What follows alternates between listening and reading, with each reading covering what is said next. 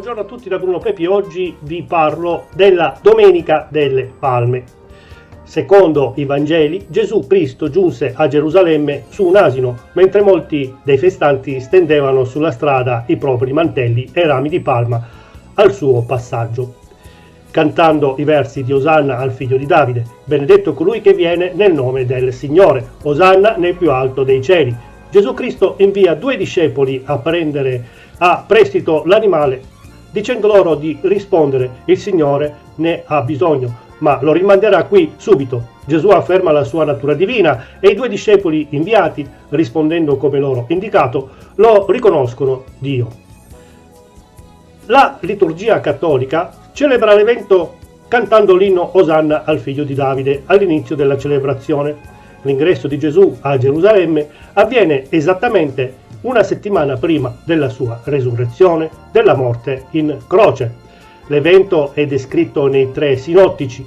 La Domenica delle Palme è uno dei pochi casi in cui il Vangelo secondo Giovanni è più storico dei sinottici ed è quello che fornisce l'elemento di datazione e di identificazione della folla, la stessa nei 7 giorni. 6 giorni prima della Pasqua Gesù andò a Betania, dove si trovava Lazzaro, che egli aveva risuscitato dai morti, e qui gli fecero una cena. Marta serviva e Lazzaro era uno dei commensali. Intanto la gran folla di giudei venne a sapere che Gesù si trovava là e accorse non solo per Gesù, ma anche per vedere Lazzaro che egli aveva risuscitato dai morti. Il giorno seguente la gran folla che era venuta per la festa, udito che Gesù veniva a Gerusalemme, prese dei rami di palma e uscì incontro a lui gridando: Osanna, benedetto colui che viene nel nome del Signore, il Re di Israele. Giovanni 12, 1, 9, 12. 6 giorni prima della Pasqua ebraica, la folla dei giudei che si preparava ed era radunata per il pellegrinaggio settimanale ebraico del Sukkot accorre a Betania, dove si trovano Gesù e Lazzaro risuscitato il sabato. La Pasqua ebraica cade di sabato e nell'uso ebraico i giorni si contano dalla sera del giorno precedente al tramonto del giorno successivo. Il giorno seguente la folla vede Gesù mentre si dirige a Gerusalemme e decide di seguirlo. Alcuni autori fanno notare che la Torah permetteva al sabato, giorno festivo, di spostarsi soltanto su brevi distanze. I teologi cristiani ritengono che il significato simbolico sia illustrato in Zaccaria 9,9, citato dagli stessi Vangeli sinottici, dove Gesù Cristo è profetizzato come il Re di Israele e il Principe della pace universale fra le genti di tutta la terra. Mi porrò come sentinella per la mia casa, contro chi va e chi viene non vi passerà più l'oppressione, perché ora io stesso sorveglio con i miei occhi. Esulta grandemente figlia di Sion, giubila figlia di Gerusalemme. Ecco, a te viene il tuo re, egli è giusto, è vittorioso, umile, cavalca un asino, un puledro, figlio d'asina, farà sparire i carri da Efraim e i cavalli da Gerusalemme, l'arco di guerra sarà spezzato, annunzierà la pace alle genti, il suo dominio sarà da mare a mare e dal fiume ai confini della terra. Quanto a te, per il sangue dell'alleanza con te estrarrò i tuoi prigionieri dal pozzo senza acqua. Tendo Giuda come mio arco, Efraim come un arco teso, ecciterò i tuoi figli, Sion contro i tuoi figli Grecia, ti farò come spada di un eroe. Zaccaria 9, 8, 11. Al significato storico si giunge l'elemento simbolico della scelta dell'asino, non del cavallo come animale da soma e da traino, dove l'asino nelle tradizioni e nella prassi militare dell'antico Oriente era un animale pacifico, mentre il cavallo era un animale da guerra. Geremia 9,10.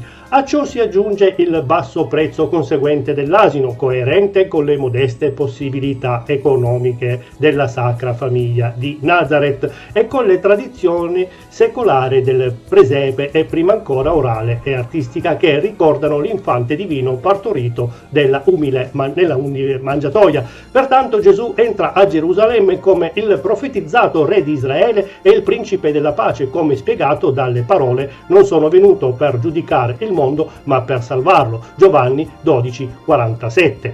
Nel Vangelo secondo Luca 19, 41-44, mentre Gesù si avvicina a Gerusalemme, volge lo sguardo verso la città santa e piange un evento noto in latino come Flevit super illam, perché è già consapevole della passione che lo attendeva la settimana seguente e della futura sofferenza di Gerusalemme dopo la caduta del secondo tempio. Il pianto non era motivabile con le circostanze liete del momento, quanto piuttosto come la predizione del tradimento di Giuda nell'ultima cena o del triplice rinnegamento di Pietro, e poteva essere letto dai presenti o dai posteri col senno di poi non soltanto come un dono profetico, ma come la profezia del proprio futuro personale che non è conosciuto da nessuno degli apostoli e discepoli.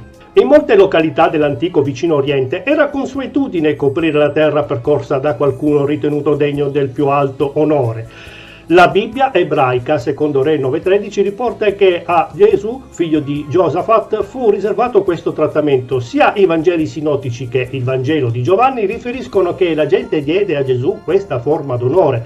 Nei sinottici la gente è descritta mentre posa mantelli e rami tagliati lungo la via, mentre Giovanni specifica che si trattava di rami di palma, in greco poinix.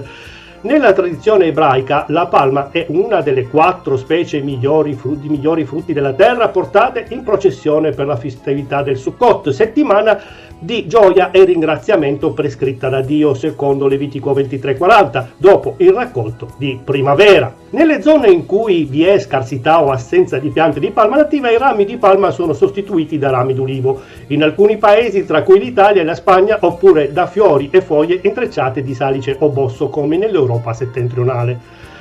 Nel Vangelo secondo Giovanni 12:15 si narra che la popolazione abbia usato solo rami di palma che, a detta di molti commentari, sono simbolo di trionfo, acclamazione e regalità. Un'antica antifona gregoriana canta Pueri Hebraum purtantes ramos olivarum obieverunt domino.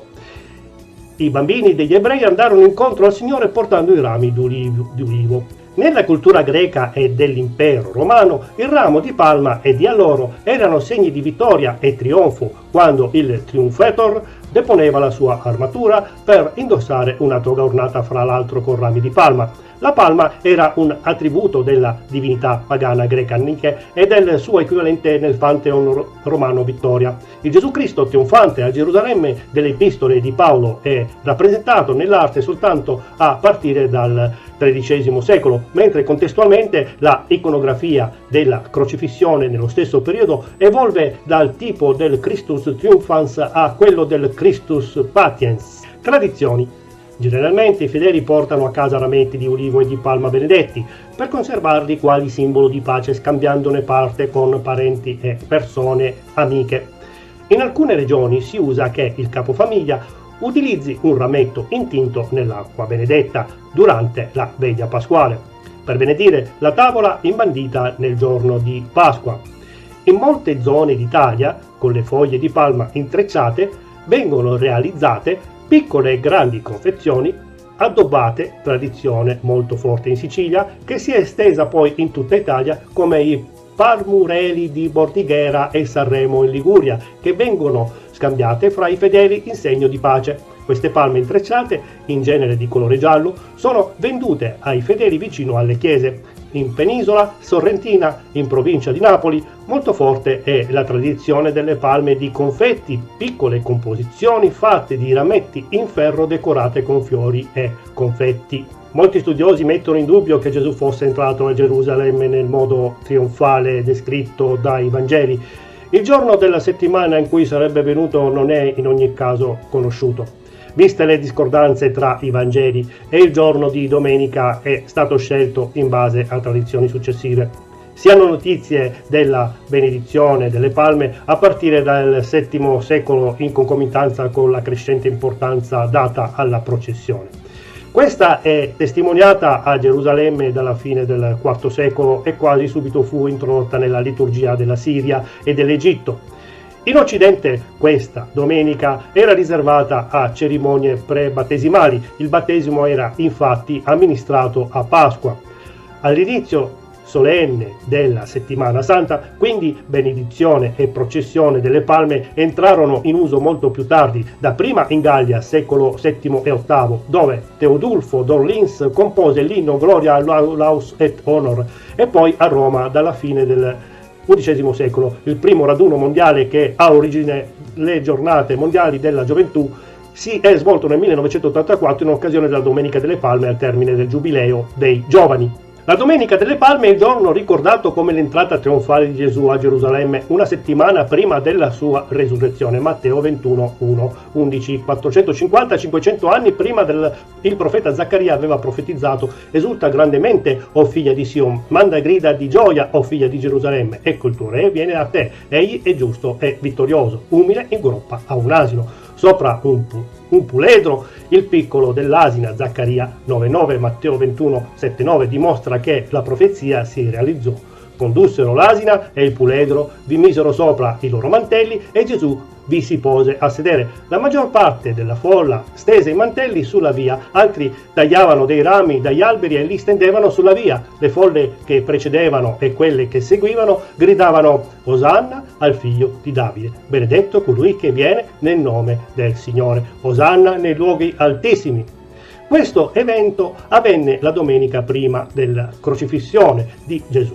Per ricordare questo evento si festeggia la Domenica delle Palme. Viene definita in questo modo perché rami di palme furono distesi per terra sul viale che Gesù percorse con l'asino a Gerusalemme. La Domenica delle Palme era la realizzazione della profezia del profeta Daniele. Sappi dunque e comprendi bene, dal momento in cui è uscito l'ordine di restaurare e ricostruire Gerusalemme fino all'apparire di un unto, di un capo, ci saranno 7 settimane e 62 settimane essa sarà restaurata e ricostruita a piazza e mura, ma in tempi angosciosi. Daniele 9,25, Giovanni 1,11 afferma: è venuto in casa sua, i suoi non l'hanno ricevuto, le stesse persone, la stessa folla che lo chiamava Osanna, 5 giorni dopo gridava: crocifiggetelo. Matteo 27, 22, 23. Bene, grazie a tutti per avermi seguito, tante benedizioni e spero che il video vi sia piaciuto e di essere stato abbastanza chiaro e utile.